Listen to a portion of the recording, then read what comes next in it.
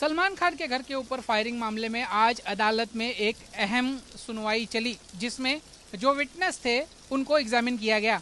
हमारे साथ हैं बात करने के लिए जो एक्यूज हैं, उनके वकील अजिंक्य मिर्गल जी और सचिन पाटिल जी। हम उन्हीं से जानेंगे आज कोर्ट में क्या हुआ, विटनेस ने क्या कहा। सर, क्या हुआ आज कोर्ट में? जो विटनेस थे उनके द्वारा क्या कहा गया, आपके द्वारा क्या एग्जामिन किया गया? हाँ, ये एक आज कोर्ट में सुनवाई थी। सुनवाई के दरमियान एक पंच जो रहते हैं उनको आज पेश किया था सरकारी पक्ष से। तो उनका ऐसा कहना था कि जो बाइक उसमें यूज़ की गई थी फायरिंग के सिलसिले में मामले में, तो वो बरामद हुई थी। वो बरामद होने के बाद उसका पंचनामा किया और वो जो पंच थे उसके बारे में उनको आज गवाह के लिए बुलाया था। सरकारी पक्ष ने उनकी आज गवाह ले लिए, चीफ एग्जामिनेशन लिए कोर्ट में। उनके द्वारा क्या कहा गया, किस तरीके से आपने क्रॉस किया, थोड़ा विस्तार में बताएं। हाँ, उनका ऐसा कहना है कि ये जो बाइक यूज़ की थी, वो यूज़ करने के बाद अक्यूज लोगों ने उस बाइक को किसी जगह में पार्क किया था और वो बाइक बरामद की थी। उनका कहना है कि एक अहम सबूत है जिसके ऊपर के तौर से वो इन्फरेंस ड्रॉ कर सकते कि ये बाइक इसमें यूज़ की थी।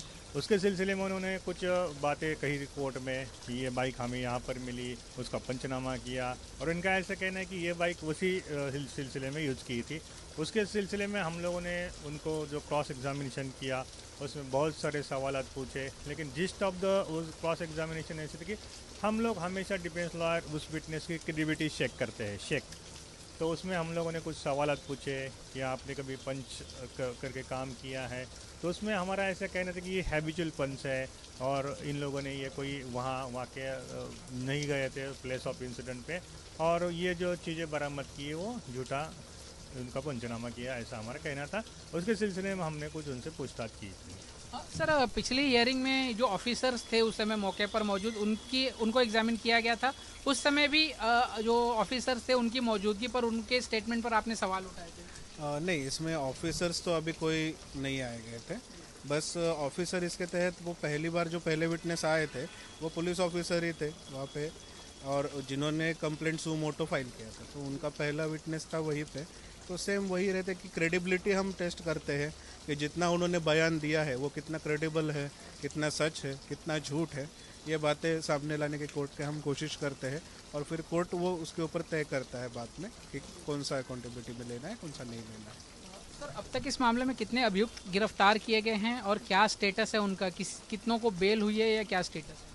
इसमें अभी तक टोटल 6 अक्यूज बनाए गए थे, जिसमें से अक्यूज नंबर 4 की मेडिकल कारणों की वजह से कस्टडी में, जुडिशियल कस्टडी में डेथ हो चुकी है।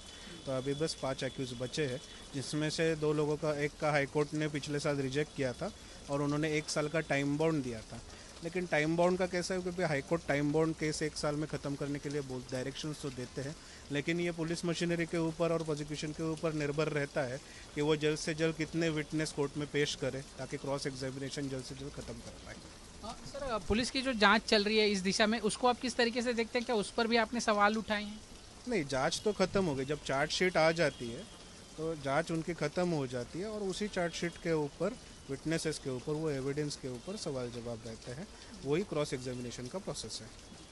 सर, आखिरी सवाल, अगली तारीख कब है और उस समय क्या होगा उस तारीख में? जुलाई में आखिरी तारीख तय की है और अगले विटनेस लाने वाले हैं। लगी कौन लाने वाले ये तो नहीं बता सकते, क्योंकि मौका में वो प्रावधान है कि विटनेस के नेम डिस्क्लोज नहीं कर सकते। तो उसी टाइम 15 जुलाई को हम लोगों को पता चलेगा कि इसमें से कौन विटनेस आने वाला है। बिल्कुल, तो अगली सुनवाई जो है वो 15 जुलाई को होगी और उस समय पता चलेगा कौन विटनेस होगा। लेकिन देखना ये अहम होगा कि ये केस कौन सी दिशा में जाता है। कैमरामैन अजय के साथ दीपेश त्रिपाठी, मुंबई, आज तक।